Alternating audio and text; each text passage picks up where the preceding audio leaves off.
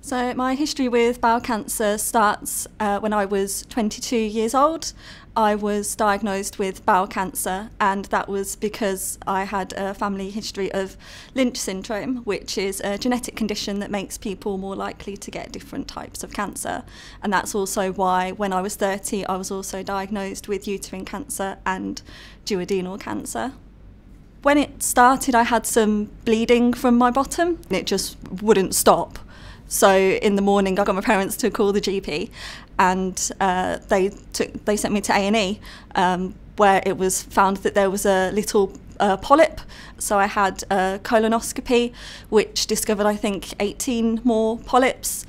The doctors were obviously very surprised because I was so young, and they discovered that one of the polyps was cancerous, and they made the decision that I should have my bowel removed and I should have a temporary stoma. I think there's an element of not really wanting to face it at the time. I had never heard of a stoma before. I didn't know what a stoma was.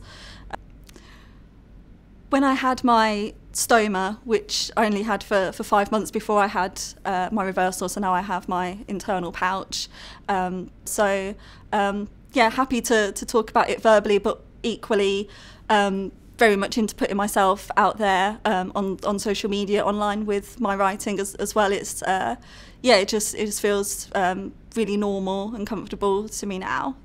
You know, I'm happy to tell anybody anything, and I think it's always been that way.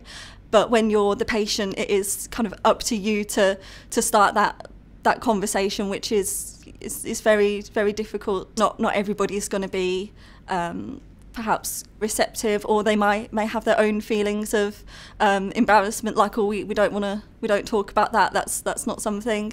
So I think it's picking the people that you talk to as well. I think I lost my shame and my dignity very quickly. I met my consultant for the first time. He said, you know, do you mind if I put my finger up your bottom, basically? And I was like, I guess, yeah. So he did that with an audience of like 4 or 5 other medical professionals as well. So I lost my shame that day, and what good has shame ever done me anyway? So I don't miss it.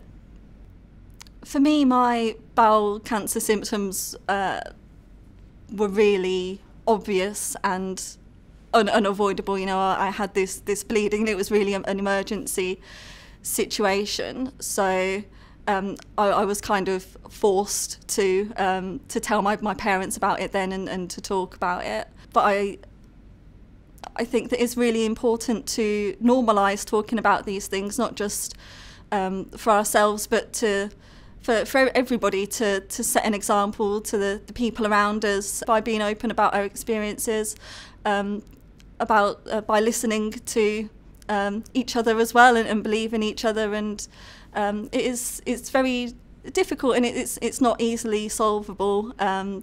You know, a lot of people won't necessarily feel as comfortable being open like I am, but by the same point you don't want to wait until you have the experience that I had in order to be comfortable about it. We want it to happen before then.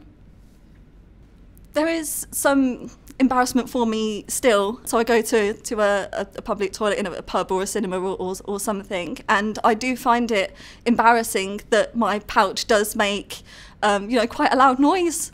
If there are people in there as well, sometimes I will wait until somebody puts on the hand dryer or flushes the toilet so that I can go. So it's kind of like waiting there. Oh, somebody's put the hand dryer on, go, go, go. And yeah, that's still a work in progress. The bottom line is everybody poops. So that is our human nature to kind of be embarrassed. But the more that we talk about it, then the more we can reduce that, and hopefully work towards a world where these things aren't stigmatised anymore.